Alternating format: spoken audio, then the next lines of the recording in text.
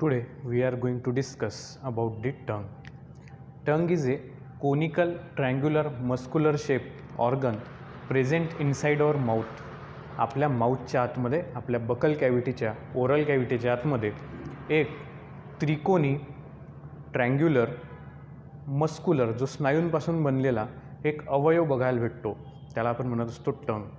मग आता टंग काय आहे? It is muscular organ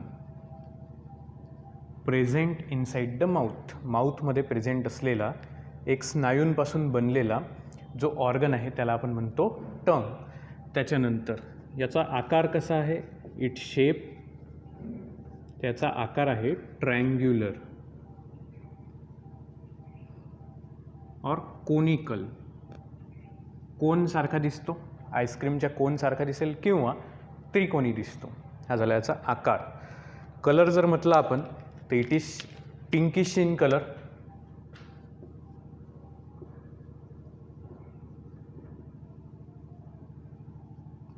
the colour of tongue helps in the diagnosis of various conditions in our body. आपल्या शरीरामध्ये काय काय परिस्थिती आहे हे आपल्याला कशावरून समजते? तर जिभेच्या रंगावरून समजते. आपल्याला ताप जर आला तर तापामध्ये आपल्या जिभेचा रंग वेगळा दिसेल. ठीक आहे, व्हाईटिश कलरचं कोटिंग तुम्हाला टंगवर बघायला भेटते तापामध्ये. ठीक आहे, तर डिसीजच्या डायग्नोसिसमध्ये, रोगाचं निदान करण्यामध्ये सुद्धा टंग महत्त्वाची भूमिका बजावत असते. आता चौथा पॉईंट बघा की this tongue it shows to surfaces. It has to surfaces. दोन पृष्ठभाग तुम्हाला टंगला बघायला भेटतील. आता अशा प्रकारे टंग आपल्या माउथमध्ये आहे, तर याचा जो वरचा भाग आहे जो आकाशाच्या दिशेने आहे त्याला आपण म्हणतो डॉर्सल सरफेस, आणि तो खालचा भाग आहे जो मॅन्डिबलच्या दिशेने आहे किंवा जमिनीच्या दिशेने आहे त्याला आपण म्हणतो व्हेंट्रल सरफेस. मग आता टंगला दोन सरफेस आहे. डॉर्सल सरफेस म्हणजे वरचा भाग जो आपल्याला दिसतो वरून, it is the dorsal surface म्हणजे अप्पर सरफेस, आणि दुसरा आहे व्हेंट्रल सरफेस म्हणजे जो खालच्या दिशेचा आहे. ठीक आहे, तर दोन सरफेस आपल्याला माहिती झाले टंगचे. आता ही टंग एका बोनवर बसलेली तुम्हाला बघायला भेटेल, and that bone is called as hyoid bone. The tongue is situated on the hyoid bone. Hyoid बोनवरती तुम्हाला टंग प्लेस झालेली बघायला भेटेल. ठीक आहे, मग आता पाचवा point, tongue is situated on the hyoid bone. We have already discuss about the hyoid bone in the human skeleton. त्याच्यामध्ये आपण ऑलरेडी हायर्ड बोनबद्दल तुम्हाला सांगितलं होतं मी. त्याच्यानंतर नेक्स्ट पॉईंट बघा, द डॉर्सल सरफेस ऑफ टंग. आता टंगचा जो डॉर्सल सरफेस आहे, जो वरचा भाग आहे टंगचा, जो तुम्हाला बाहेरून दिसतो आहे, या डॉर्सल सरफेसवर तुम्हाला अनेक असे छोटे छोटे स्मॉल प्रोजेक्शन बघायला भेटतात. असे अनेक छोटे छोटे उंचवटे बघायला भेटतात. This is a dorsal surface of tongue. It shows small projection. याच्यावर असे छोटे छोटे उंचवटे तुम्हाला बघायला भेटतात डॉर्सल सरफेसवर. या उंचवट्यांना आपण म्हणत असतो पॅपिलाय.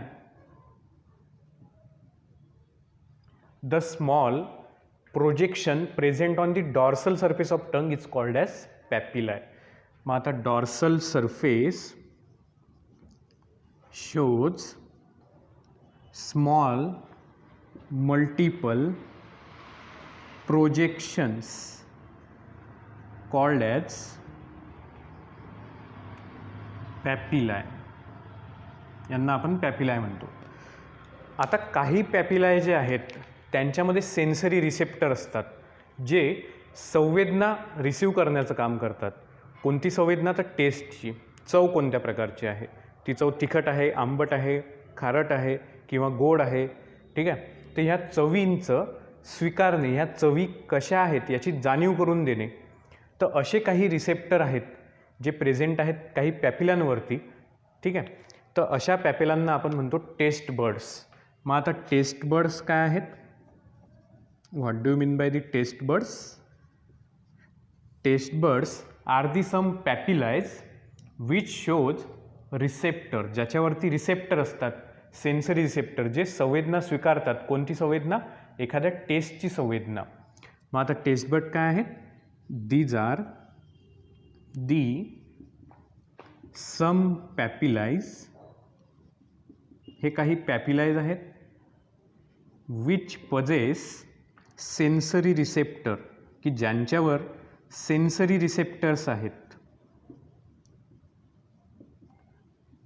विच रिसीव्ज सेन्सेशन ऑफ टेस्ट, की जी कशाची संवेदना स्वीकारतात? तर टेस्टची संवेदना स्वीकारत असतात आणि आपल्याला जाणीव करून देतात की ही कुठल्या प्रकारची टेस्ट आहे, ही कुठल्या प्रकारची चव आहे.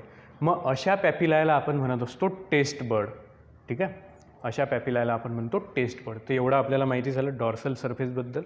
त्याच्यानंतर the dorsal surface shows 2 types of grooves on itself. त्याच्यानंतर 8वा पॉईंट घेऊ. Dorsal surface shows 2 types of grooves और सल्कस. डॉर्सल सरफेसवर तुम्हाला 2 प्रकारचे डिप्रेशन बघायला भेटतील. डिप्रेशन म्हणजे कसा? खोलवर गेलेला भाग. ठीक आहे, जसं या बोटांमध्ये तुम्ही बघू शकता, हे मधात जो तुम्हाला दरीसारखा भाग दिसतो आहे, तो डिप्रेस झालेला पार्ट दिसतो आहे, खोलवर गेलेला भाग दिसतो आहे, याला आपण म्हणतो ग्रूव किंवा सल्कस. तसं जिभेच्या डॉर्सल सरफेसवर तुम्हाला 2 प्रकारचे ग्रूव दिसतात किंवा सल्कस दिसतात, किंवा याला आपण डिप्रेशन म्हणू शकतो. So the dorsal surface of tongue shows 2 types of depression present on the tongue. The one depression is the central, एक असं मध्यभागी तुम्हाला सेंट्रल डिप्रेशन बघायला भेटते, त्याला आपण म्हणतो central groove. And another depression is V shape, व्हीच्या आकारासारखं एक डिप्रेशन तुम्हाला बघायला भेटते टंगवर, तर it is V shape groove. मग आता this central groove divides the dorsal surface of tongue into 2 equal half. Central groove काय करते? हा जो डॉर्सल सरफेस आहे टंगचा, याला 2 समान भागामध्ये विभाजित करते. Central groove divides the dorsal surface of tongue into 2 equal half. And this V shape groove divides the tongue into anterior and posterior part. He V shape groove काय करते? टंगला 2 भागात डिवाइड करते, अँटेरियर अँड पोस्टेरियर पार्ट. मग हा झाला anterior part समोरचा, V shape ग्रूपच्या मागचा भाग, त्याला म्हणायचं पोस्टेरियर पार्ट. मग आता dorsal surface shows 2 types of groove. Central groove which divide the dorsal surface into 2 equal half, and V shape groove which divide the tongue into 2 part, anterior part and posterior part. तर हे झालं आपलं dorsal surface of टंगबद्दल. आता what are the functions of tongue? It receives taste sensation such as बिटर, salty, spicy, Zoar, ठीक आहे, etcetera. त्याचबरोबर it helps in the coordination during eating.